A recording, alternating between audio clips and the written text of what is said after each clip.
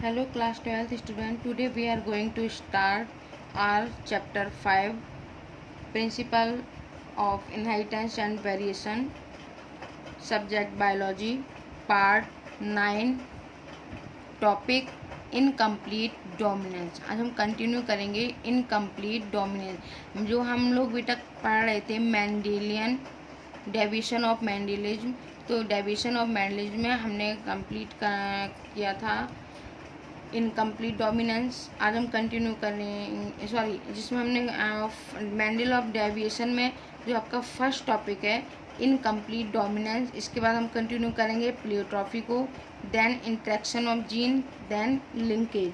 तो आज का जो हमारा टॉपिक है इनकम्प्लीट डोमिनेंस। तो सबसे पहले क्वेश्चन आता है कि what is incomplete dominance. Not all alternate allele are fully dominant और fully recessive in heterozygous condition. मतलब जो सभी अल्टरनेटिव जो एलील्स हैं वो फुल डोमिनेंट हों ये ज़रूरी नहीं है बेटा, लेकिन मेंडल ने जो भी आपके 7 पेयर कैरेक्टर लिए थे वो पूरी तरह से डोमिनेंट थे, और ये भी बिल्कुल ज़रूरी नहीं है कि वो कैरेक्टर हैं वो फुली रिसेसिव हों। लेकिन जो मेंडल ने लिए थे वो क्या है, उन्होंने जो 7 पेयर कैरेक्टर लिए थे वो पूरी तरह से डोमिनेंट कैरेक्टर ही लिए थे। अगर जैसे मैं एक एग्जाम्पल ले रही हूँ कि जैसे को डोमिनेंस में क्या था कि अगर हमने आई बी को लिया है तो इसमें ब्लड ग्रुप क्या बनेंगे, ए बी। जब ब्लड ग्रुप ए बी बनेगा तो इसमें क्या है कि जीन ए एंड बी दोनों अपने आप को एक्सप्रेस कर रहे हैं। इसका मतलब क्या है कि ये को डोमिनेंस को शो कर रहा है। हम आगे कंटिन्यू करेंगे इनकम्प्लीट डोमिनेंस को पढ़ने के बाद हम लोग पढ़ेंगे को डोमिनेंस। तो यहाँ पर हम लोग क्या पढ़ रहे हैं, इनकम्प्लीट का मतलब ही हो गया क्या है कि वो कंप्लीट नहीं है, मतलब फ्लावर इनकम्प्लीट है या प्लांट कैसा है, इनकम्प्लीट है। Some pair of allele exhibit incomplete dominance. कुछ ऐसे एलील्स भी होते हैं बेटा जो अपूर्ण अप्रभाविता को दर्शाते हैं। अगर मैं आपको एक एग्जाम्पल लूँ कि एक एलील मान लो मैंने कैपिटल आर लिया है, और वो किसके लिए, एक मैं इनकम्प्लीट डोमिनेंस के लिए मैंने एक एग्जाम्पल लिया है कि कैपिटल आर लिया, और ये किस कलर के लिए रिप्रेजेंटेशन है, ये किस कलर के लिए, रेड कलर के लिए। दूसरा हमने लिया है स्मॉल आर, ये किस कलर के रिप्रेजेंटेशन है, वाइट फ्लावर के लिए। अब आप देखना कि इनकम्प्लीट किस तरह से है कि ये जो कैपिटल आर स्मॉल आर जब इसमें हमने क्रॉस करवाया तो हमें क्या मिलेगा, हमने वही गैमिट बनाना आपको बहुत सिखा दिया है बेटा। जब हम गैमिट बनाएंगे तो यहाँ पर क्या आएगा, कैपिटल आर स्मॉल आर। तो यहाँ आप देख सकते हैं कि ये जो कंडीशन आई है वो कैसी आई है, हेट्रोजाइगस कंडीशन आई है। तो यहाँ पर हेट्रोजाइगस कंडीशन में जब कैपिटल आर दिया है तो हमेशा से हमने जो डायहाइब्रिड क्रॉस या मोनोहाइब्रिड में क्या पढ़ा था कि जो फर्स्ट आपका आएगा वही आपका प्लांट वैसा ही प्लांट होगा। तो यहाँ पे जब कैपिटल आया तो फ्लावर का कलर कैसा आना चाहिए था, रेड, लेकिन यहाँ पे फ्लावर का कलर रेड नहीं आता है, यहाँ पर फ्लावर का कलर कैसा आ जाता है, पिंक। क्यों, क्योंकि ये किसको डिनोट करवा रहा है, इनकम्प्लीट डोमिनेंस।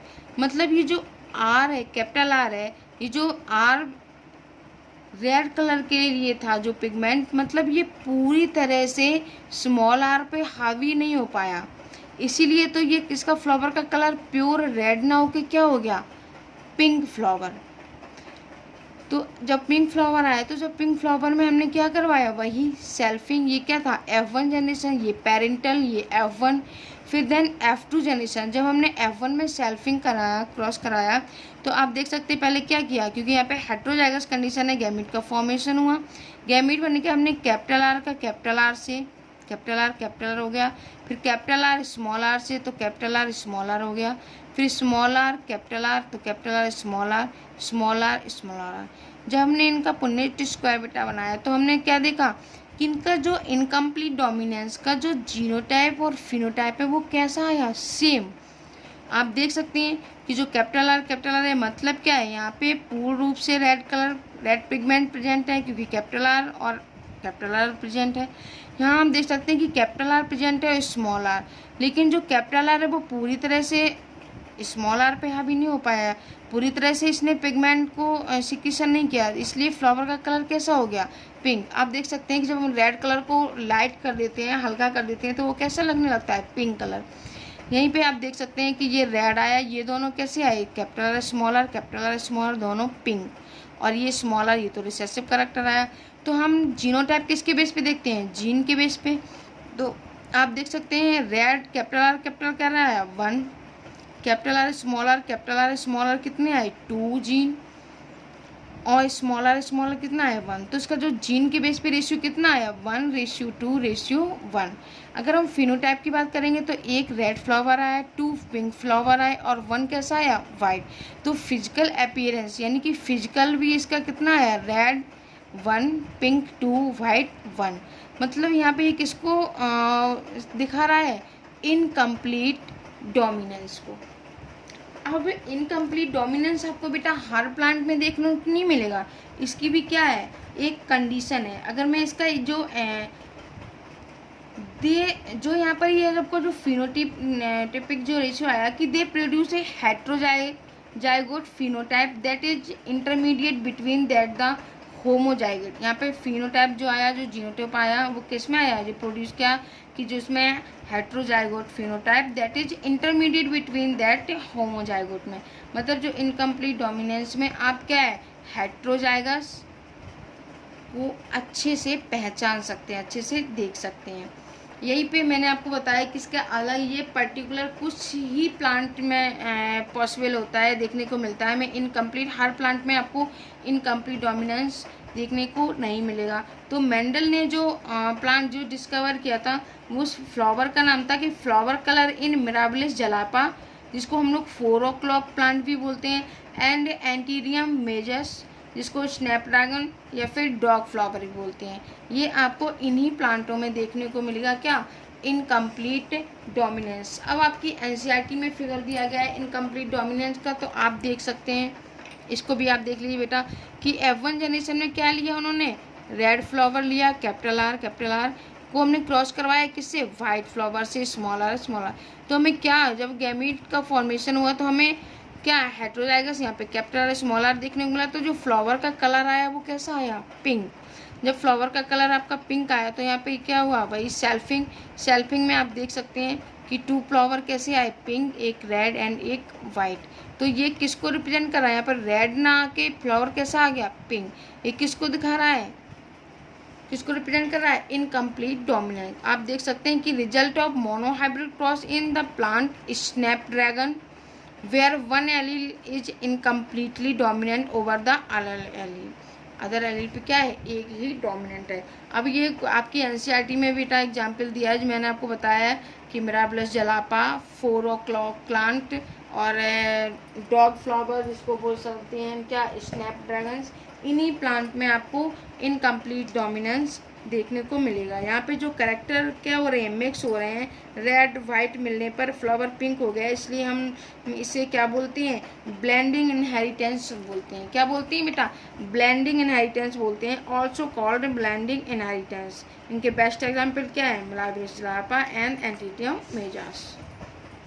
आई थिंक आपको इनकम्प्लीट डोमिनेंस क्लियर हुआ। इनकम्प्लीट डोमिनेंस के बाद में बेटा आपका आता है कोडोमिनेंस। इसके बाद हम कंटिन्यू करेंगे किसको, कोडोमिनेंस को। कोडोमिनेंस को हिंदी में बोलते हैं सह प्रभाविता।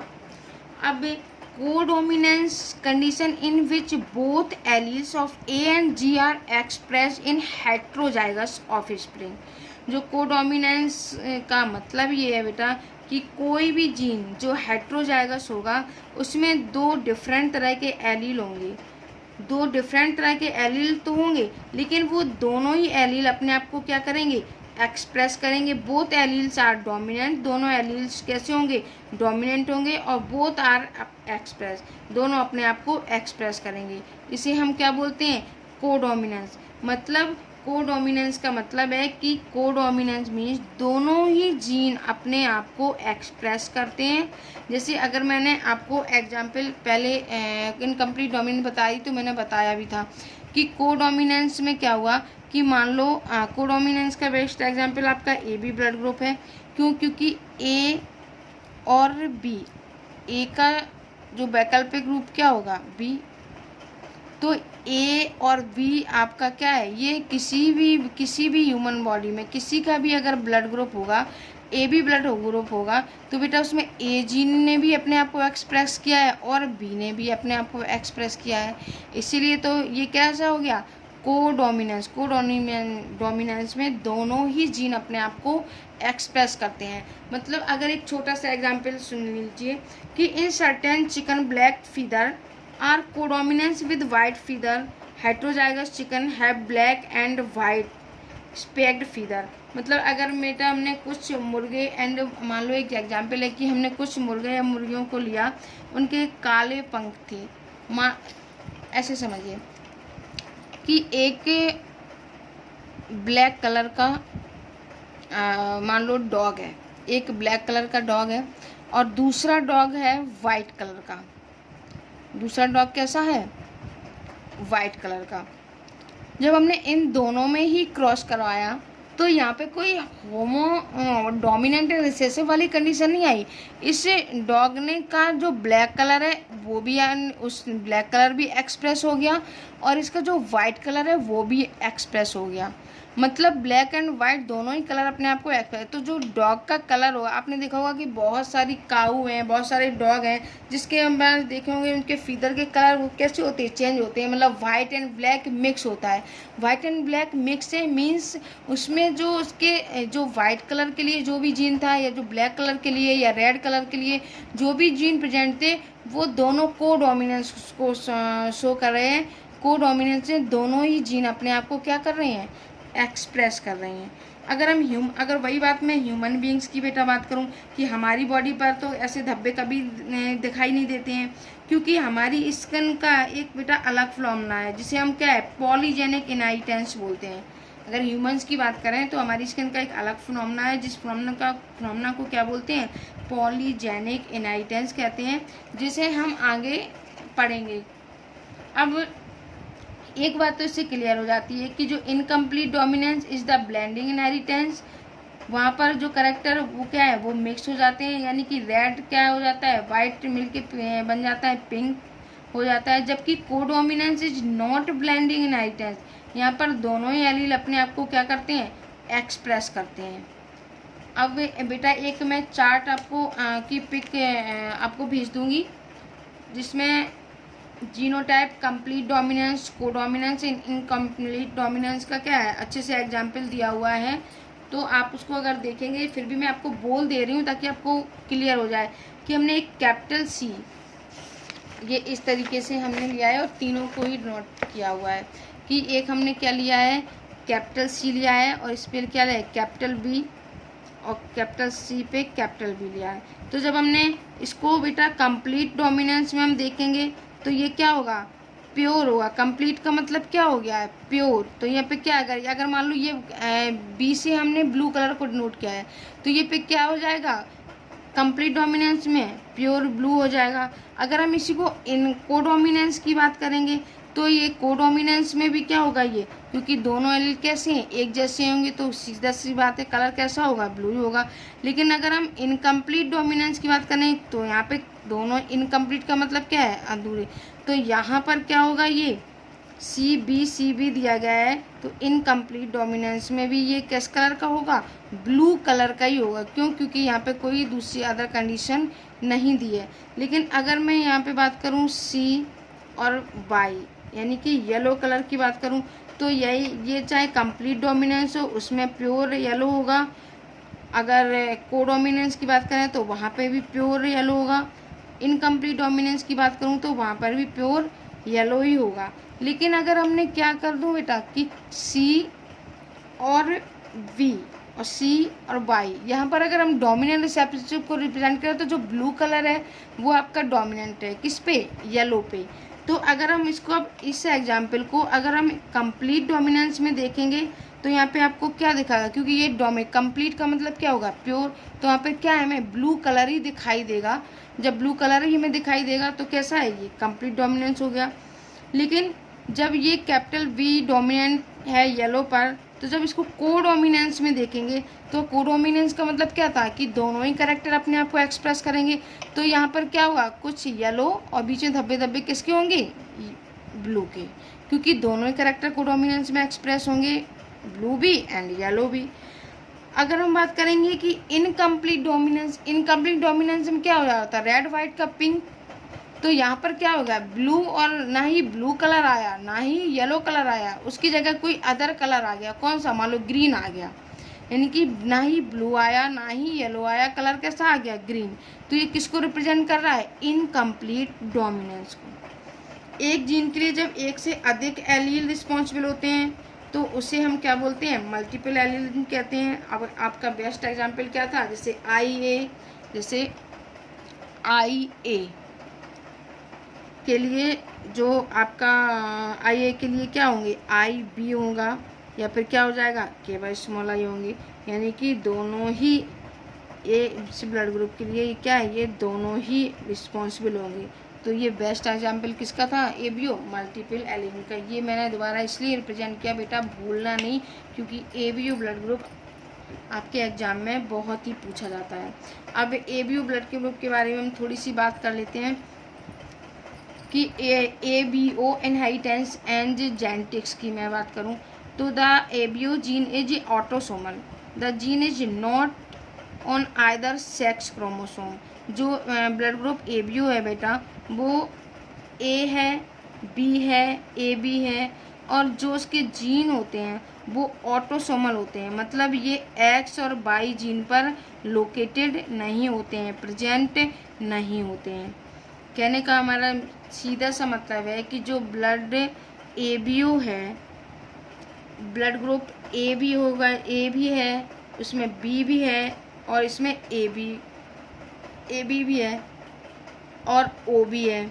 इसके जो जीन होते हैं वो ऑटोसोमल होते हैं, मतलब ये जो जीन ब्लड ग्रुप वाले जो जीन होते हैं वो एक्स एंड वाई क्रोमोसोम पर लोकेटेड नहीं होते हैं। The ABO gene locus is located on the chromosome